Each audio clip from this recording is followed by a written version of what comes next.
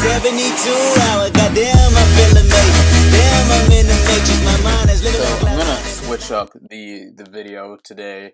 I don't know when I'll talk about the Final Fantasy lore. Probably around Thanksgiving. I'm gonna push that video back a couple of weeks when it actually comes out, just in case people actually want to look up the anime, which it's free on YouTube, by the way. That's how I saw it. And if they want to buy Kingscliff, I won't spoil some of the lore.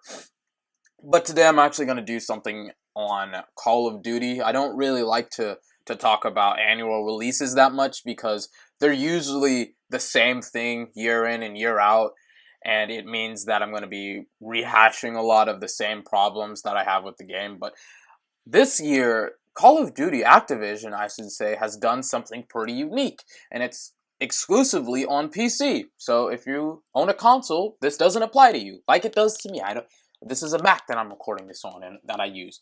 But what Activision has done is that they have split the PC community up. They have split up the people that use Steam and physical, not use Steam, but people that bought Call of Duty Advanced Warfare, Infinite Warfare on Steam, and the people that bought the physical copy into two separate places or two separate columns.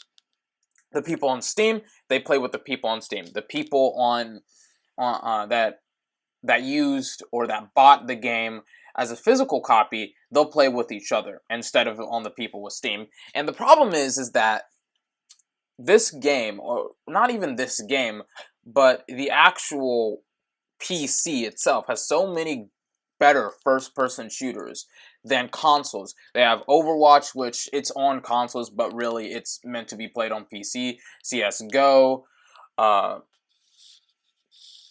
Team Fortress 2, etc., etc. They have a lot of really good first-person shooters, even though I've named only like 2 out of 3 that are able to be played on the PC that can't be played on consoles. And that's just first-person shooter games. I'm not talking about really popular esport games like StarCraft 2, like League of Legends, that are exclusively played on PC, and Smite. Some people like Smite, but that are exclusively played on PC that can't really be played on console. So what happens is that people are like, well, wait a minute. Well, why would I buy this game and play it on and play it with people that bought it on Steam, or play it with half of the community, which is very small, by the way, when I can just go play League of Legends for free? Like that's how people see this change that Activision has done. They've kind of seen it, well, this doesn't really make any sense. And I'm not really going to talk about why this change it has happened. I think a lot of people have already talked about it. I'm going to talk about why this change has happened. And I think that the change has happened for 2 reasons. Activision believed that they could actually compete with a lot of these other games, like Team Fortress 2, League of Legends, CSGO, StarCraft 2, that their game could compete with these games on the PC. That's the only reason why they would do this, because this creates division with the specific game. And they believed, well, okay, our game can compete with their games if we split up this if we split up the fan base. If we put people on Steam, or if we exclude people on Steam and on the physical copy, our game is going to be great. That's what they're implying with the division of their game. And I know that's a little bit confusing. Well, it's like, well, why would you split up the community if you believe your game is more competitive with these other games? And to you, that's a very good question. I don't have the answer to it. But that's the only real logical reason that they would split up their community, to try and compete with these other games. And I know that it's very flawed logic. A lot of this is, but bear with me. So they divided their consumer base to try and drive up the levels of competition for their game, both on Steam and on the physical copy. And I guess it creates a specific outlet of people to go towards for their play, I guess. But it forces people to go towards a specific outlet, whether you go to Steam or for the physical copy. Maybe your friends play on Steam, maybe they bought it on the physical copy. The point is that it kind of bottlenecks their consumer base to one or the other. And depending on which one is which, for you, you may hate this system, you may like this system. Personally, I don't really care because I don't play Call of Duty that much. I don't care that much because I don't play Call of Duty at all. But they've split up their consumer base, and if maybe they got a deal from Steam or from Microsoft saying, you know, hey, if you split up your consumer base, we'll give you more money because we know that more people buy the physical copy or more people play it on Steam, which they probably do. But that's probably why they did it. Either for money, definitely for money, but who's giving them more money? Because they believe that their game can compete just by what they're doing with their game, with CSGO, with Team Fortress 2, and with Overwatch and Titanfall 2, and League of Legends, and all of these other games that are really great on the PC. The problem with this game is it's quite simple. And the problem, not even with this game, the problem with this logic is that their game cannot compete with all of these other games that were released last month, this month, and even games that were released 6, 7, 8, 9, 10 years ago on the PC. That's a problem. People would probably rather play Minecraft than Call of Duty on Steam. That's a very big problem.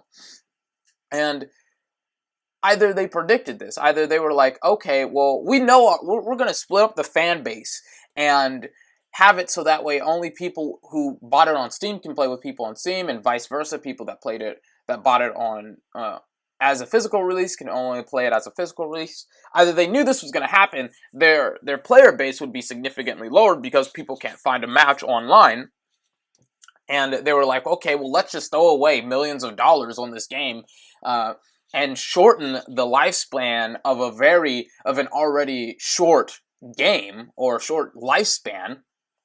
Or they had supreme confidence in their game, pretty much arrogance that their game would succeed, that it would be competitive with all of these other games on PC. And even still, the change doesn't really make a lot of sense, because again, it's like, well, why would you split up your fan base even if you believe that your game can be competitive with other games? Maybe it's because they thought that, well, okay, maybe if we get paid by both Microsoft and Steam, we'll get paid more collectively than if we had just, if we had servers, or if we divided or segregated people in certain, if we divided people depending on where they bought it, we'll get more money from Steam or from Microsoft. That's just my thought process on that.